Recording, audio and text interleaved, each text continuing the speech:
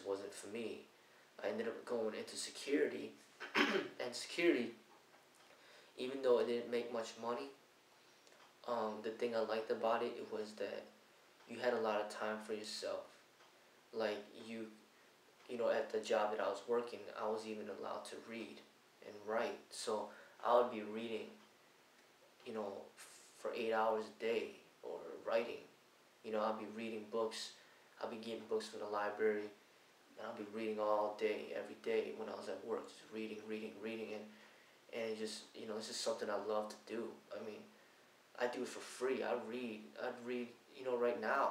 I don't get paid to read, but I still read. And that's the thing I loved about security, was that they paid me to read, and basically they paid me to educate myself. And the thing about it was, you go to college to pay money, for other people to teach you stuff. But for me, when I was working security, people might look down on the job and say, hey, you go to college and you work this job, and you're not even making that much money. But to me, it wasn't even work. To me, it was like, I'm getting paid to educate myself, and that was like the greatest thing. And that's part of what I'm talking about my spiritual transformation is concerned, is I started to view things very differently. The common person will look at, somebody that does security and judge him in a negative way and say, hey, this person is, he's a loser, he barely makes any money, and he didn't go to college, or he did go to college, and look at the kind of job he has now, look at how he's just getting paid, they just talk down on it. But once I went through that spiritual transformation, I started to see beyond it, and I started to see that this is something where I'm getting paid to do something I love. And even if I got paid $1 an hour to read, I'm still getting paid. That's the way I was thinking about it. And that's what kept me going for that job. I was working there for at least, about a year. And then, I was educating myself, reading and writing and stuff like that. Okay? And then my wife had her own job. But the problem with it was that we barely got to see each other because we were both working so much. And that was having a toll on, my happiness in life and stuff like that. Because basically at that time, I just wanted to spend time with her. And when I wasn't able to spend time with her, it just ended up creating complications. And from there, we decided to have a child. And it was originally planned that I was going to stay home to watch the kid while she was at work. That was the original plan. But things ended up changing, and I ended up finding a job, a high-paying job. My sister recommended me to get a job, as a police officer, and I ended up obtaining the job, actually got the job. So now, I was working that job, getting paid good money, and it was something that I really liked to do.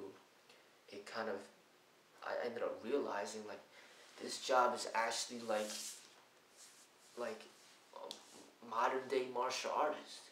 I mean, if you really think about it, it was like martial arts. If you think about the job, it's like, in order to get the job, you need to meet physical requirements. You can't just go get the job. If you're out of shape, you can't become a police officer in most states. So in order to get the job, you need to satisfy physical requirements, which is a big plus because I'm all about fitness. So that's one thing.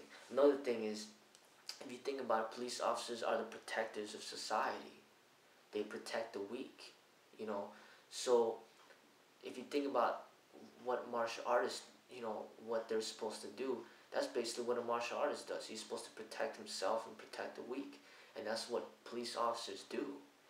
And then I realized that, wow, how come I didn't think about this earlier? How come, like, I didn't realize that this is, like, modern day martial arts? And that job, being a police officer, as far as the job is concerned, it's like, it's amazing, as far as being what was right for me, okay?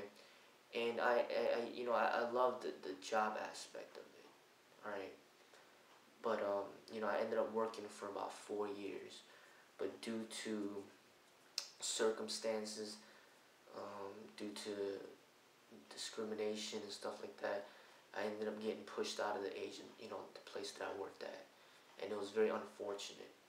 Um, but that's just what life happens. So that's what ended up happening. So now I'm not like officially, employed as a police officer, and now I'm at the point where I'm taking a different turn in life. As a police officer, the thing about it, you have to live a very private life. You know, as a police officer, you can't put yourself out there. If you do, trouble's gonna come to you. So meaning, police officers always, especially live in high crime areas, you always have to carry a firearm with you because you don't know that, off duty, somebody that you arrested the other night might come back and try to take your life. And they're always, watching out wherever about everything. They're basically like paranoid all the time. And that's the thing about being a police officer that I didn't really like, was where you don't have that freedom of expression that a regular human being does. And that's the thing that it lacked. It didn't fulfill my creative side, my artistic side. Alright? You are more of, like, you have to conform, and you basically have to follow orders, and you're not allowed to deviate from that. There's no room for creativity whatsoever. And that's the downfalls of being a police officer. A martial artist is a person who has the ability to create, somebody that has that inner, desire within to express himself as an artist. But as a police officer, that's not allowed. You can't do that. So that's one thing that I noticed, that I was not being fulfilled. But nonetheless, circumstances, the way it turned out, being pushed out of that profession, now I'm heading towards where I think I was originally meant to be. More of an educator, more of an artist. And that's what I really feel myself to be. But the problem is, it's hard to make money, doing what I wish to do. And it's not like I'm going to go back to school and try to get a PhD in order to teach. I feel that I shouldn't have to do that when I feel I can teach right now. And that's what I'm trying to do right now, just sharing my art with the people around me, and maybe some people through the internet or whatever. It's just that's just my passion. It's just to teach, and it's not even about the money.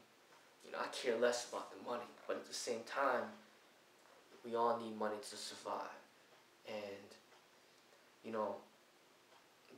we have to make a living. So by that way, I think, being married with my wife and everything, and with the kids, we will have to work together in order to make it work. She will have to find a way to fulfill her artistic side, and find a way to make money doing that. And for me, I'm gonna do it my way, and try to make a living doing what I'm doing. But like I said, it's very difficult to not make, to make money, but at the same time to not have to be forced to conform to what your clientele or the people that you're teaching, not be conformed to what they want. Because if you think about the rule, it's always, customer satisfaction. You got to make the customer happy.